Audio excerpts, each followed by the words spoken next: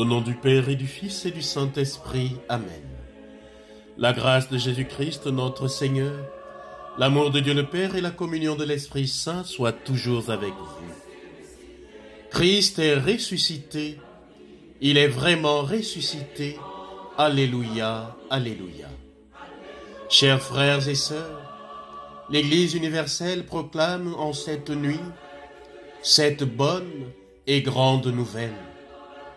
En cette vigile pascale, nous sommes invités particulièrement à faire mémoire de notre baptême. Ce que nous ferons concrètement tout à l'heure en proclamant notre foi, parce que, frères et sœurs, rappelons-nous que depuis le jour de notre baptême, nous avons reçu la vie du Christ ressuscité. Parler de la résurrection n'est pas toujours chose simple, tant le mystère est grand et unique. Au commencement de notre célébration, nous avons eu une belle liturgie de la lumière, le feu nouveau. Ce soir, je nous propose de focaliser notre attention sur le cierge pascal qui nous offre une belle catéchèse pour mieux approcher le mystère de la résurrection. Je voudrais regarder avec vous, frères et sœurs, 4 points sur le cierge pascal. Le premier point, frères et sœurs, sur le cierge pascal, nous avons gravé Alpha et Oméga, la première et la dernière lettre de l'alphabet grec. Christ ressuscité est le début et la fin de notre humanité. Le début et la fin de notre histoire. Qu'est-ce que cela signifie? Par le Christ, l'humanité fut créée. Par le Christ, l'humanité fut sauvée. Par le Christ, l'humanité sera définitivement ressuscitée au jour de sa venue dans la gloire. Ce jour, nous ne devons jamais cesser de l'attendre. Nous ne pouvons pas comprendre la clé, le sens de notre humanité en dehors du Christ ressuscité. C'est lui qui jugera les vivants et les morts au dernier jour. Le deuxième point, frères et sœurs, sur le cierge pascal, il y a aussi la croix. Il ne s'agit pas d'un simple signe pieux. La croix nous rappelle que le ressuscité que nous célébrons ce soir est le même qui a été crucifié le vendredi saint. Lors de certaines de ses apparitions, Jésus ressuscité montrera ses plaies, la preuve de sa mort, la preuve de sa passion. Nous avons écouté durant la liturgie de la parole le récit de la Genèse, la création du ciel et de la terre et de toute l'humanité. Dieu trouva que c'était bon, même très bon, pour l'homme et pour la femme. À l'origine, frères et sœurs, tout était bon, beau et harmonieux jusqu'au moment du péché. Péché à la lourde conséquence. L'homme était ainsi voué, soumis à la mort éternelle et à tout ce qui conduit à cette mort, le mal, le péché et la souffrance. Mais la croix a vaincu tout cela, frères et sœurs. Par sa mort, le Christ a vaincu la mort éternelle et par sa résurrection, il nous ouvre la vie éternelle.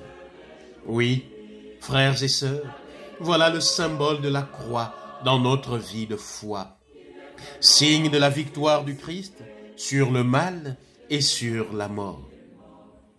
Le troisième point, frères et sœurs, sur le cierge pascal, remarquez bien, il y a mentionné l'année 2025. Cela pour nous signifier que la résurrection du Christ est un éternel recommencement, une éternelle actualité. Le Christ transcende le temps.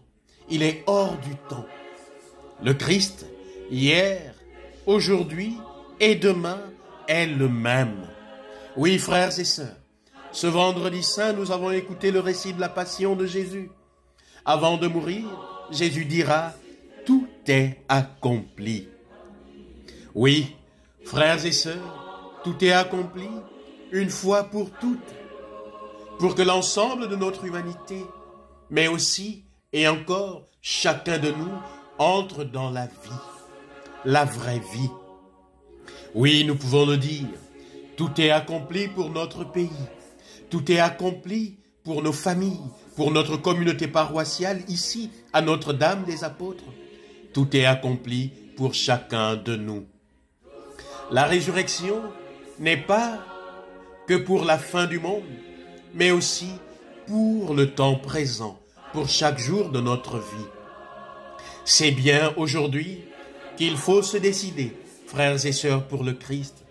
C'est bien aujourd'hui qu'il faut se laisser sauver par lui.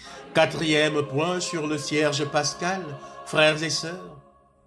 L'ensemble de ce cierge allumé représente la lumière du Christ ressuscité. Lumière plus forte que nos ténèbres. Lumière que nous avons véritablement reçue le jour de notre baptême et de notre confirmation. Lumière que nous recevons aussi dans tous les sacrements, dans le sacrement de l'Eucharistie, dans le sacrement de la réconciliation. Lumière du Christ ressuscité que nous recevons enfin dans la parole de Dieu qu'il ne faut cesser de méditer. Frères et sœurs, je voudrais attirer notre attention sur ce que nous dit ce jeune homme vêtu de blanc au matin de la résurrection. Dans l'évangile que nous avons proclamé, vous cherchez Jésus de Nazareth, le crucifié, il est ressuscité, il n'est pas ici. Alors, frères et sœurs, ne cherchons pas le Seigneur là où il n'est pas. Parfois, nous le cherchons dans le merveilleux, dans le spectaculaire et le sensationnel. Parfois, nous le cherchons dans des dévotions mal éclairées, dans des objets qui ne nous apportent rien. Le Christ, frères et sœurs, est par excellence présent dans sa parole et dans ses sacrements.